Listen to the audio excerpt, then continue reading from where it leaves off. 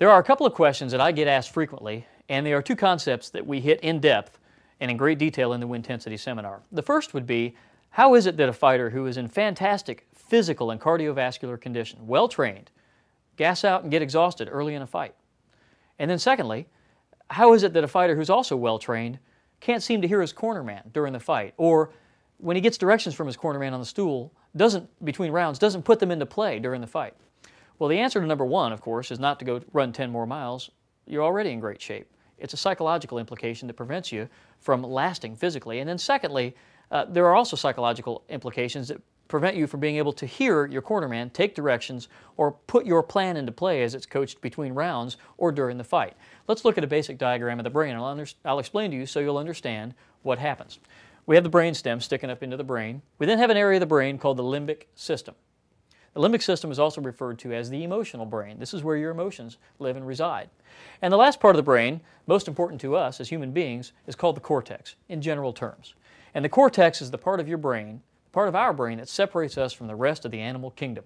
It's the part of our brain that functions when we are using reason and logical thought. It's the part of the brain that functions when you reach back into your bag of tools and tricks and techniques that you've learned. It's the part of the brain that's functioning when you can draw upon lessons learned and a plan that you've put into play and trained on in training. Okay, so if you're functioning in the cortex, you will have full use of all of your physical skills, and you will be able to make decisions, listen to directions, and implement them in a fight.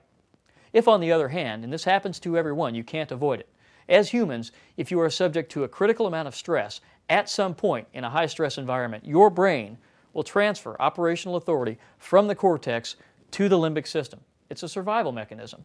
This is the part of the brain where your emotions reside, and is not the part of the brain where you can make good, intelligent decisions, listen to a plan, listen to a coach, or fall back on the lessons that you've learned in training.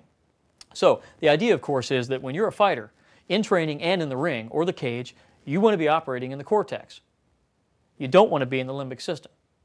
Well, the trick is, how do you do that? How do you stay in the cortex?